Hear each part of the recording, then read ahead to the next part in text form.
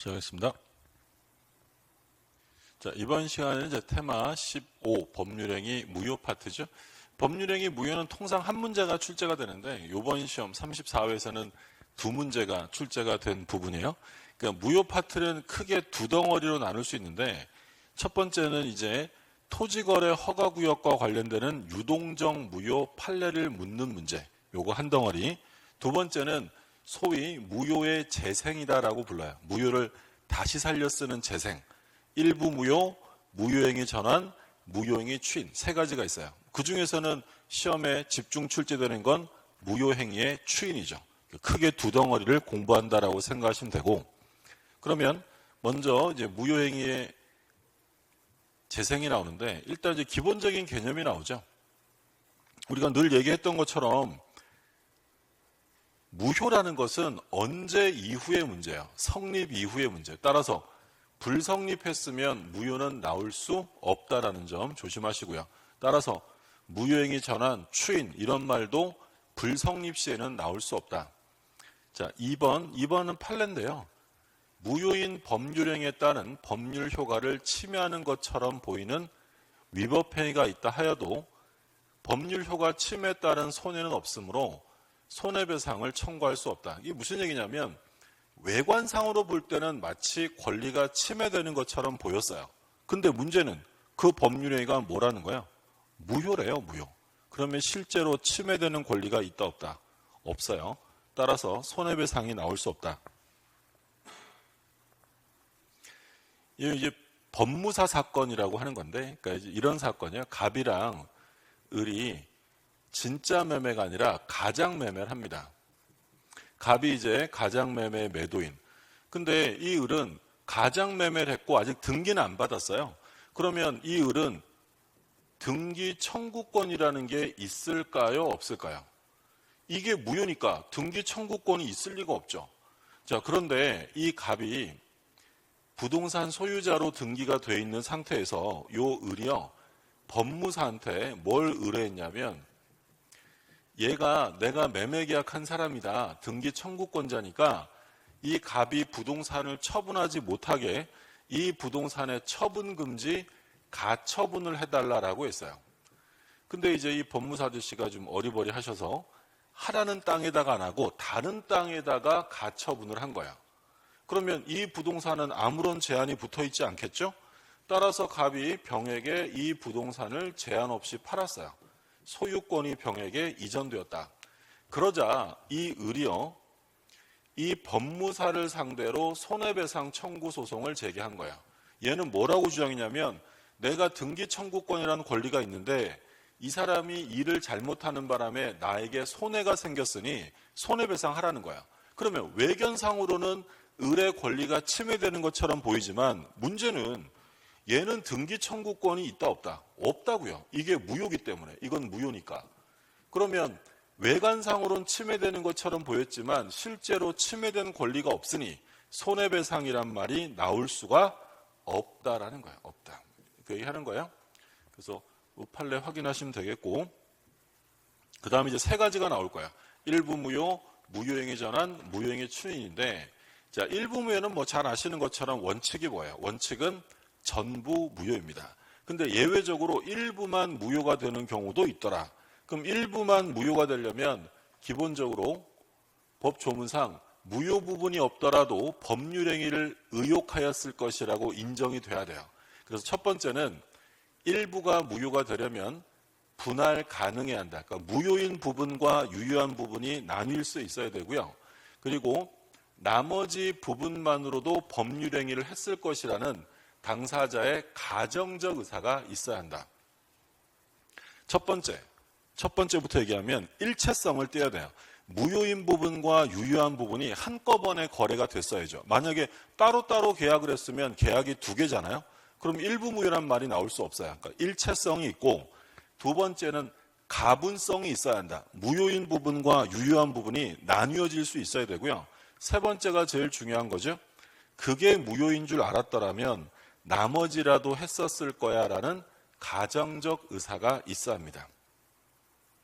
가정적 의사라는 건 표시하지는 않았죠. 명시적으로 표시하지는 않았지만 제3자 입장에서 볼 때 그랬으면 이렇게 했을 거야 라고 추단해내는 의사예요. 그러니까 소위 이제 법률행위를 해석한다면 가정적 의사를 해석할 때는 보충적 해석의 방법이 쓰인다라고 생각하시면 돼요. 일반인의 입장에서 판단하는 거죠. 두 번째는 무효행위 전환이에요. 무효인 법률행위가 다른 법률행위 요건을 갖췄어요. 무효인데 얘가 다른 걸 갖췄다.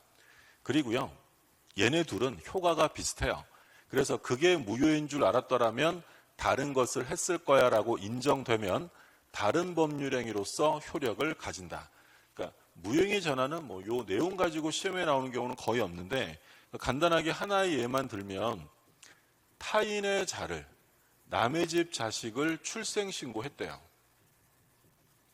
가족법상 출생신고는 혼인 중에 태어난 아이를 출생신고하는 거야. 근데 혼인 중에 태어난 게 아니라 완전 남의 집 자식을 출생신고했다면 이 출생신고는 무효입니다. 그런데 이 사람들은 왜 이 남의 집 자식을 출생신고를 했냐면 자기 자식으로 키우려고 그 아이 부모 동의를 얻어서 했대요. 그러면 타인의 자의 출생신고는 무효지만 남의 집 자식을 내 자식으로 키운다. 그게 뭐예요? 입양이죠. 그럼 그 사람은 타인의 자를 출생신고했을 때 이게 무효인 걸 알았더라면 뭐라도 했었을까요? 입양이라도 했겠죠. 그러면 이 출생신고는 무효지만 입양으로 전환시켜 주겠다라는 거죠. 그게 이제 무효행위 전환 개념이고, 시험에서 무효행위 전환 나오면 얘죠. 얘는 우리가 불공정행위 할 때도 무지하게 중요하다고 봤던 거, 폭리행위, 불공정행위도 무효행위 전환이 인정된다라는 거예요. 우리가 이거 알박기 사건이라고 본 거였어요. 그래서 무효행위 전환은 얘가 가장 핵심이니까 불공정행위에도 적용된다. 그래서 우리가 불공정행위는 무효행위 추인은 안 되지만 전환은 된다라고 했던 거예요. 자, 무효행위 추인, 이게 가장 시험에 많이 나오는 파트예요. 그럼 내용을 좀 보면, 무효행위를 추인했어요. 원칙은 한 번 무효는 영원한 무효니까 효력이 생기지 않아요. 근데 예외적으로 무효임을 알고 추인하게 되면 새로운 법률행위를 한 것으로 봅니다. 그래서 첫 번째로 매우 중요한 건 새로운 행위를 한 것으로 본다. 언제부터? 추인 시부터 새로운 행위를 한 것으로 봐요. 그러니까 이 얘기는 원칙은 소구표가 없다라는 거예요. 소구표가 없다. 그래서 여기에 무슨 처음부터 이런 말이 써 있으면 이건 볼 것도 없이 틀립니다. 처음부터가 아니라 추인 시부터 새로운 행위로 인정이 되고요. 물론 예외는 있어요. 예외는 소구표가 있는 경우죠. 당사자가 약정을 해서 자기들끼리 소구표를 부여할 수 있고요. 또는 가족법상 행위나 소송행위는 예외적으로 소구표가 인정된다. 하나의 예를 들면 입양을 했는데 그 입양이 무효였어요. 근데 이제 이 아이가 잘 자라서 무효인 입양을 추인하게 되면 추인 시부터 그 집 자식으로 다루는 게 아니라 처음부터 그 집 자식으로 다루겠다. 그래서 우리 판례도 가족법상 행위는 139조를 그대로 적용할 수 없다. 소구표를 인정한다라고 합니다. 자, 그럼 첫 번째, 제일 중요한 거 소구표가 없다. 자, 그 다음에 이제 확인하실 점은 이 추인 대상이 되는 무효는 유동적 무효가 아니라 확정적 무효를 대상으로 합니다. 그러니까 우리 유동적 무효는 무권대리 행위 봤었죠. 그럼 무권대리 행위는 추인하게 되면 새로운 행위로 인정이 되는 거예요. 그 행위 자체가 유효가 되는 거예요. 행위 자체가 처음부터 유효한 계약이 되잖아요. 근데 얘는 처음부터가 아니라 기왕의 무효인 건 무효였던 거고 이제 진짜 행위를 한 것으로 보는 거야. 따라서 이 추인으로 새로운 행위가 되는 무효는 유동적 무효가 아니라 확정적 무효를 대상으로 합니다. 자, 두 번째가 이제 중요하죠. 절대로 추인 대상이 될 수 없는 무효. 103조, 104조 강행법 위반은 추인한다고 해서 유효가 될 수 없습니다. 꼭 기억하셔야죠. 반사회적, 불공정, 강행법 위반은 추인 대상이 될 수 없고, 그리고 추인을 해서 새로운 행위로 인정받으려면 무효 사유가 남아있으면 안 돼요. 무효 사유는 모두 다 소멸, 제거되었어야 한다. 자, 예를 들어 볼게요. 갑이 을하고 가장매매 했대요. 통장 허위 표시죠? 무효입니다. 근데 을이 이거를 허위로 인도받아서 써봤는데 이 집이 너무 좋은 거야. 진짜 사고 싶어. 그러면 다시 새로 만나서 매매계약서를 또 쓰고 이럴 필요는 없는 거고요. 얘네들이 무효인 걸 알고 뭐 하면 된다? 추인하면 되는 거야. 그럼 얘들이 무효인 걸 알고 추인하게 되면 이 계약은 처음부터 유효한 계약이 되는 거예요? 아니면 이제 진짜 매매 계약을 한 거야? 이제 진짜 매매 계약을 한 거죠. 새로운 행위가 인정되는 거지 가장 매매가 처음부터 유효로 변환되는 얘기는 아니다라는 거야. 그게 무효 행위의 추인이에요. 새로운 행위로 본다. 자, 그럼 나온 김에 좀 같이 볼게. 이런 거예요. 갑에서 을로 소유권 이전 등기가 됐는데 이게 가장 매매로 인한 등기니까 무효 등기겠죠. 근데 이제 얘네들이 추인해서 누가 진짜 소유자가 되는 거야? 을이 추인했으니까. 그러면 원래대로 하려면 일단 무효 등기부터 어떻게 해야 돼요? 말소하고 새롭게 등기를 다시 해야죠. 아니 근데 등기부에 뭐 무효라고 찍혀 있는 것도 아닌데 굳이 돈 들여가면서 말소하고 새로운 등기를 또 할 필요 없어요. 이 등기를 야 우리 그냥 써먹자라고 할 수 있는데 그걸 무효등기의 유용 또는 무효등기의 전용이라고 불러요. 해도 되죠? 누가 피해보는 사람이 있다 없다? 없으니까. 그러면 무효등기를 유용하면 이 등기가 옛날부터 처음부터 유효등기가 되는 거예요? 지금부터 유효등기예요. 지금부터. 자, 그럼 무효등기 유용 첫 번째 소구표가 없습니다. 첫 번째 소구표 없고 두 번째 이걸 인정하는 이유는 누가 피해보는 사람이 없기 때문이에요. 그럼 만약에 제3자 이해관계인이 있었대요. 그러면 유용을 주장할 수가 없어요. 그러니까 예를 들어서 갑이 을한테 돈을 빌려주고 저당을 잡았어요. 근데 을이 갑에게 채무를 변제합니다. 그럼 우리가 중요하게 본 게 저당권이 소멸되는 시점은 등기 말소 시간이라 변제 시예요. 그럼 얘가 돈을 갚는 순간 이 저당권 등기는 무효 등기가 되는 거죠. 무효 등기. 근데 만약에요. 등기를 말소하지 않고 있다가 을이 갑에게 1억 원을 또 빌렸어요. 그러면 원래는 어떻게 하세요? 원래는 무효 저당권 말소하고 새롭게 저당권 또 설정해야죠. 근데 굳이 돈 들여서 말소하고 또 설정 등기할 필요 없고 야 우리 이 등기 유용하자라고 할 수 있어요. 그게 무효 등기의 유용이에요. 피해보는 사람이 있다 없다? 없죠. 근데 만약에 여기에 1억을 또 빌렸는데 문제는 여기에 2번 병 저당권자가 있었대요. 그러면 2번 병 저당권자가 있는데 얘가 변제했다면 요거는 소멸이 될 것이고 2번 저당권은 1번 저당권으로 순위 승진이 됐을 거 아니에요.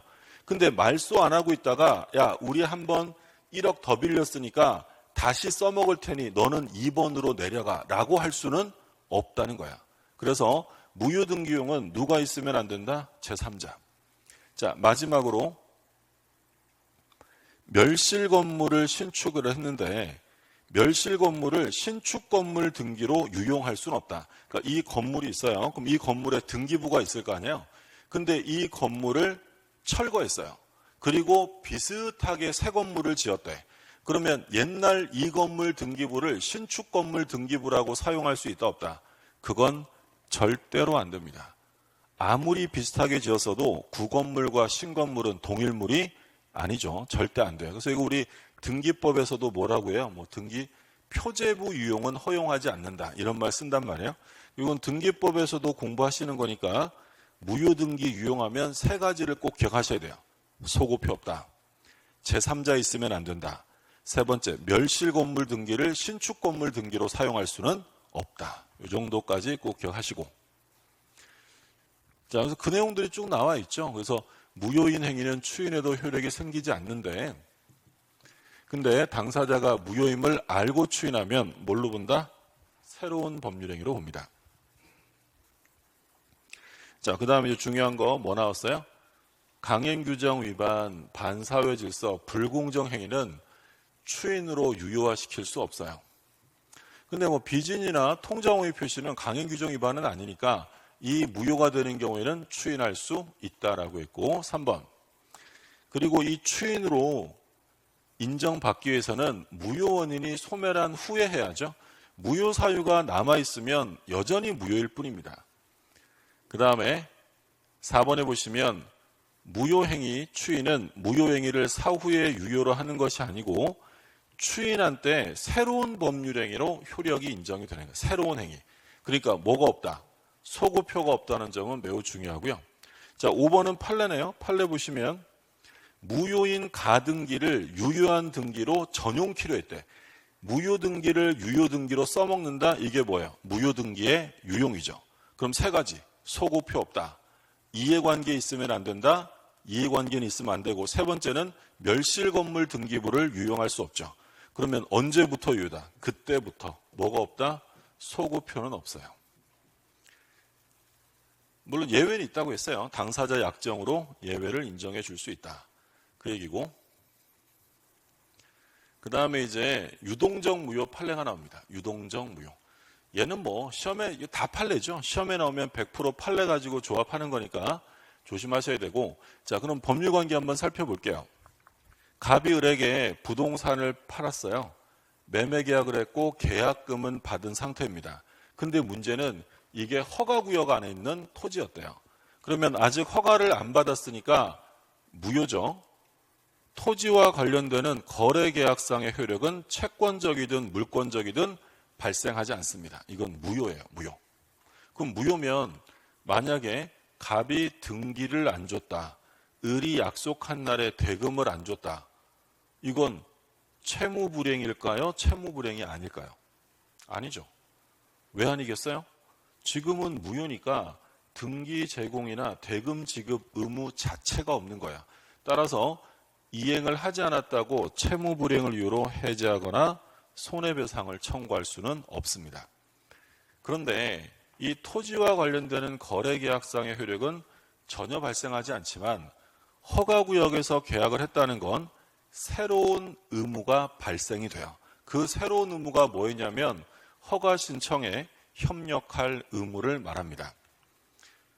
두 사람이 허가구역에서 계약을 했을 때 이걸 유동적 무효라고 하려면 협력 의무가 반드시 있어야 되고요. 만약에 협력 의무가 없으면 그건 유동적 무효가 아니라 확정 무효가 돼요. 그러면 협력 의무가 생겼는데 둘 중에 한 사람이 협력 의무를 이행 안 한대요. 그러면 소제기할 수 있느냐? 소구할 수 있죠. 의무가 생겼는데 이행 안 하면 소를 제기하여 구할 수 있는 거고요. 그리고 협력 의무를 이행하지 않았다면 이에 대한 손해배상을 청구할 수도 있죠. 협력 의무가 생겼는데 이행 안 했으면 손해배상 청구 가능하고, 아예 처음부터 협력 의무 위반을 대비해서 손해배상의 약정을 미리 해둘 수도 있습니다. 가능해요. 그런데 조심하실 점, 협력 의무를 위반했다고 해서 계약을 해제할 수 있느냐? 해제할 수는 없어요. 왜 해제할 수 없다고 했냐면 허가구역에서 매매계약했을 때 요 협력 의무는 주된 의무가 아니라 부수적 의무예요. 부수적 의무를 위반한 경우에는 해제 사유가 될 수 없다. 우리가 계약법에서 공부하는 내용이죠. 자, 그리고 이제 보실 점은 협력 의무를 이행하는 거랑 매매대금을 지급하는 것이 동시행 관계냐라고 물으면 동시행일 리가 없죠. 뭐부터 하는 게 맞아요? 당연히 협력 의무가 먼저 이루어져야 돼요. 협력을 해서 허가를 받은 다음이라야 대금 지급 의무가 생기는 거지, 협력을 하지 않아서 계약이 여전히 유동적 무효 상태면 대금 지급이란 말은 나올 수가 없는 거야. 그러니까 만약에 을이 갑한테 협조해 주세요라고 협력 의무 이행을 청구했더니 갑이 뭐라고 하냐면 대금 안 주면 협조 못해요 라고 거절할 수 있다 없다? 없어요. 먼저 협조해서 허가를 받은 다음이라야 대금 지급 의무가 생기는 거죠. 을이 갑에게 지금 계약금을 줬어요. 그러면 허가구역 안에서도 계약금 해제를 할 수 있느냐? 계약금을 포기하거나 수령한 사람이 배액상환 해제할 수 있느냐? 할 수 있다라는 게 판례고요. 우리 계약법에서 이거 중요하게 보죠. 계약금 해제는 이행에 착수하기 전에만 가능해요. 그러면 만약에 두 사람이 협력하여 허가를 얻었다면 이걸 이행의 착수로 볼 것이냐? 우리 판례는 착수로 볼 수 없다라고 해요. 그럼 이건 이행의 착수가 아니니까 허가를 얻은 상태에서도 계약금 해제를 할 수 있다라는 거야. 그 얘기니까 확인하시고. 자, 그 다음에 그러니까 결론은 뭐예요? 허가를 받기 전은 물론이고 허가를 받은 이후라도 중도금 지급이 안 됐다면 계약금 해제는 가능하다. 자, 을이 갑에게 지금 계약금을 줬단 말이에요. 근데 을이 뭐라고 하냐면 야, 이거 무효다. 무효니까 내 계약금은 돌려주라. 계약금 반환. 그러니까 얘가 주장하는 건 부당이득 반환으로 돌려달라는 거예요. 반환 청구가 되냐 안 되냐? 안 됩니다. 왜 안 되냐면 지금은 어떤 상태요? 유동적이니까 유효가 될 수도 있잖아요. 그러면 이 계약금을 돌려받으려면 유동적 무효 상태에서는 안 되고 어떤 경우에 돼요? 확정적 무효일 때는 돌려받을 수 있어요. 유동적 무효 상태에서는 계약금 받을 수 없다. 자, 그리고요. 갑과 을이 허가구역에서 계약을 했는데 별도의 무효 취소 사유가 있대요. 그러니까 예를 들어 허가구역에서 계약을 했는데 사기당한 거예요. 사기당했다. 그러면 허가구역이라고 취소 못해요? 주장할 수 있어요? 당연히 주장할 수 있겠죠. 허가구역이라도 사기당했거나 중요 부분 착오가 있었다면 얼마든지 취소할 수 있죠. 그래서 이 계약을 소급적으로 소멸시키고 협력 의무에서 벗어날 수 있게 된다라고 합니다. 자, 그리고 또 중요하게 나온 게 이 확정적 무효가 됨에 있어서 귀책사유 있는 사람, 귀책사유 있는 사람이 무효 주장할 수 있느냐? 할 수 있다. 이건 신의칙 위반이 아니에요. 그러니까 무효는 이해관계만 있으면 누구든지 주장할 수 있다고 그랬잖아요. 그래서 귀책사유 있는 자도 무효 주장하는 거 상관없습니다. 자, 이게 이제 유동적 무효에 대한 기본적인 판례들이에요. 다 하나하나 판례지만 이 정도 내용은 몇 번 좀 읽어보시면, 그러니까 사실 뭐 책 안 보셔도 요 내용들 좀 돌려서 한번 몇 번 들어오면 시험에 나오면 틀리지 않으실 거예요. 그리고 이제 그 다음에 이어지는 거.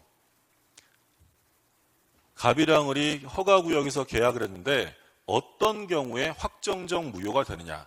자, 제일 기본은 불허가죠. 불허가 처분나면 특별한 얘기가 없다면 확정 무효고, 두 번째는 처음부터 허가를 잠탈, 면탈할 목적이야. 아예 허가받을 생각이 둘 다 없었대. 그러면 이건 볼 것도 없이 그냥 확정 무효고, 자, 최근 판례로 조심하셔야 될 게 있어요. 주의하실 점은 허가를 잠탈할 목적으로 계약을 했는데 시간이 지나서 허가구역에서 지정 해제, 풀렸대요. 존속기간이 만료되면 유효가 될 것이냐? 안 됩니다. 이미 뭐가 된 거야? 이미 확정 무효가 되는 거니까 허가구역에서 풀렸어도 유효가 될 수는 없다. 자, 그 다음에 처음에는 허가받을 의사가 있었는지 모르겠지만 둘이 하는 짓 보니까 허가받을 의사가 없음이 명백해 보인대요. 그러면 확정 무효가 될 수 있다. 어떤 사건이냐면 갑이 일방적으로 나 안 할래 이러면서 해약을 통보합니다. 해제하겠대. 그러면 을은 야, 너 왜 그래? 협조해 라고 협력 의무 이행을 청구해야 되는데 을은 여기서 뭘 했냐면 야, 그러면 내 돈 어떻게 할 건데? 라고 하면서 얘가 이 부동산을 가압류한 사건이에요. 한 사람은 무조건 안 하겠다고 하고 상대방은 내 돈 내놓으라고 부동산을 가압류했다면 얘들은 허가받을 의사가 있다 없다? 없음이 명백해 보인다. 이 얘기예요. 자, 그리고 정지 조건의 불성취가 확정되면 확정 무효죠. 정지 조건은 성취되면 효력이 발생하는 거잖아요. 근데 불성취로 확정되었다면 효력이 발생될 여지가 없다라는 거야. 자, 그리고 이번 시험에 이 판례가 나왔어요. 뭐 나오냐면 약정 기간 내 허가를 받지 못한 사건이에요. 예를 들어서 얘네들이 한 달 후에까지는 허가를 받자라고 약속을 했는데 그 기간 안에 허가를 못 받은 거야. 그럼 이것만으로 확정 무효가 되느냐? 그렇게 될 수는 없다는 거야. 좀 지나서 받아도 되잖아요. 그러니까 기간 안에 허가를 못 받았다고 확정 무효가 되지는 않는다. 자, 그럼 이제 유효가 되는 경우죠. 제일 기본, 허가 받으면 처음부터 유효가 되고, 두 번째는 허가구역에서 풀리는 거죠. 입법 목적이 달성되어서 허가구역에서 지정 해제가 되거나 존속기간이 만료되었는데 재지정이 되지 않았다. 자, 이런 경우에는 이 자체로 확정 유효가 돼요. 그러니까 이 자체로 유효가 된다는 건 다른 말에 넘어가지 마시라는 거야. 일단 허가구역이었으면 지정 해제가 됐다 하더라도 나중에라도 허가를 얻어야 한다, 또는 새로운 계약을 체결해야 한다, 다 틀립니다. 그냥 허가구역에서 풀리면 그 자체로 유효가 되는 거예요. 확인하시고. 자, 여기까지가 이제 유동적 무효 판례야. 이쪽은 좀 판례가 많죠. 우리 교재에서도 좀 쭉 쓰고 있는데 문제를 보면서 한번 정리해 볼게요. 다 보신 내용이니까 읽어두시면 되겠고. 자, 기출문제 보세요. 1번.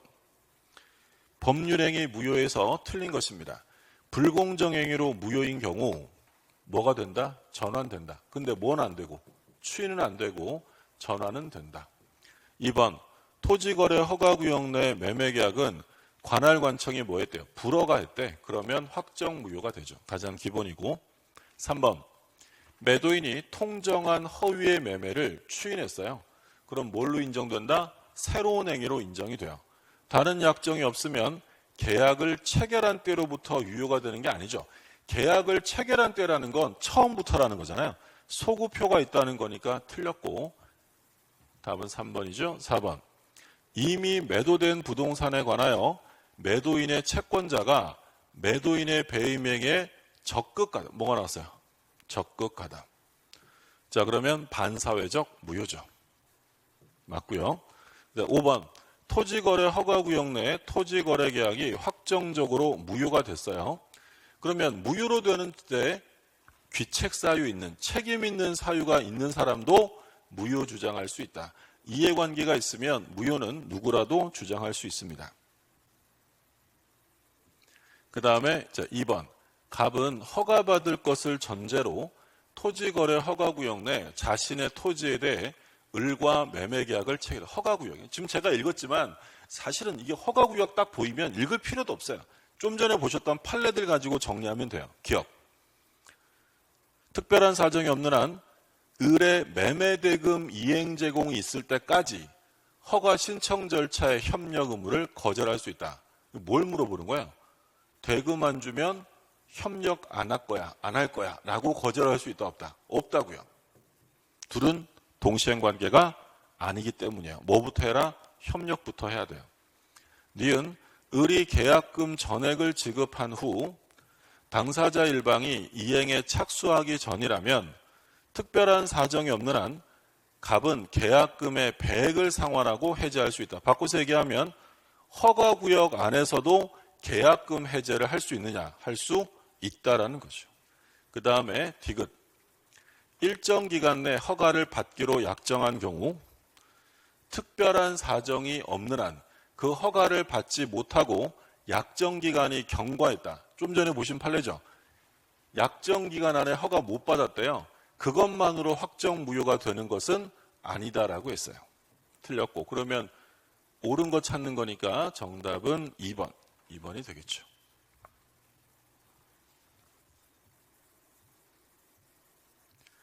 자, 그 다음에 예상 문제 1번입니다. 무효에서 틀린 것은 무효인 계약의 성립에 기초하여 외견상 있는 것처럼 보이는 의무를 위반한 계약 당사자에 대해 손해배상 청구할 수 없다. 아까 보신 법무사 판례라고 생각하시면 돼요.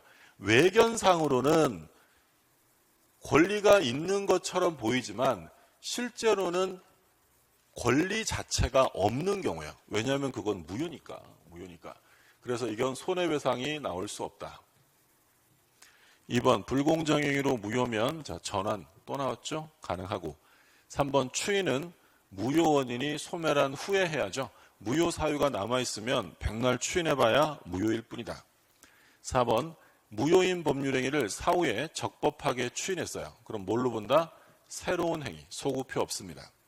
그 다음에 5번 당사자가 이전의 법률행위가 존재함을 알고 그 유효함을 전제로 이에 터잡은 후속행위를 하였다면, 그러니까 지금 이전에 법률행위가 있었는데 그걸 알고 유효함을 전제로 후속행위를 했대요. 그러면 이것은 묵시적 추인을 한 것으로 볼 수 있느냐? 그렇게 볼 수는 없어요. 그러니까 무슨 얘기냐면 이거는 지금 단지 법률행위가 존재함을 알고 그 유효함을 전제로 후속행위를 한 거죠. 이건 무효행위 추인이라고 볼 수 없고요. 뭐가 나와야 돼? 무효인 걸 알면서도 후속행위를 했다면 그러면 묵시적 추인으로 볼 수 있어요. 근데 이건 단지 존재하는 게 유효하다는 걸 전제로 후속행위를 했다. 그럼 이거 가지고는 추인으로 볼 수는 없습니다.